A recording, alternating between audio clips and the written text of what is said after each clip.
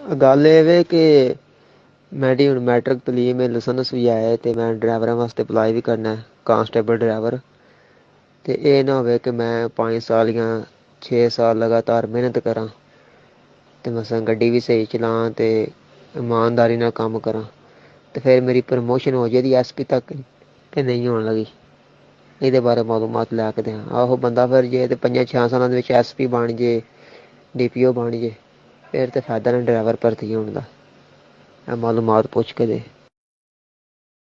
अफजल भाई इन्हू आखो कि 15 ਕੁ साल बाद चीफ आर्मी चीफ बन जाएगा तो आर्मी चीफ तो बाद फिर मार्शल ला सकता है तो फिर सदर पाकिस्तान भी बन सकता है। तो प्रमोशन की है मतलब पूरी लाइफ सैट होने का चांस है, फ्यूचर ब्राइट है ड्राइवरों का।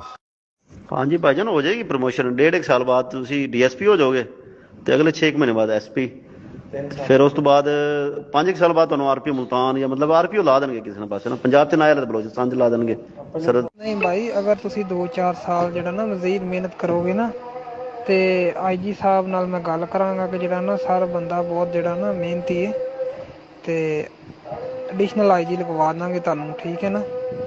ਤੇ ਉਸ ਤੋਂ ਬਾਅਦ ਤੇ ਫਿਰ ਜਿਹੜਾ ਨਾ ਅੱਧਾ ਪੰਜਾਬ ਤੁਹਾਡਾ ਹੀ ਹੋਣਾ, ਜੋ ਮਰਜ਼ੀ ਕਰੇਗਾ, ਕੋਈ ਟੈਨਸ਼ਨ ਨਹੀਂ ਹੋਣੀ ਭਰਾ ਨੂੰ। ਤੇ ਕੋਈ ਨਹੀਂ, ਆਪਣਾ ਤੁਸੀਂ ਮੈਟ੍ਰਿਕ ਤੋਂ ਜ਼ਿਆਦਾ ਤਲੀਮ ਨਹੀਂ ਚਾਹੀਦੀ ਤੁਹਾਨੂੰ, ਤੁਸੀਂ ਬਸ ਜਿਹੜਾ ਨਾ ਆਪਣਾ ਮਿਹਨਤ ਕਰਨੀ 5-6 ਸਾਲ।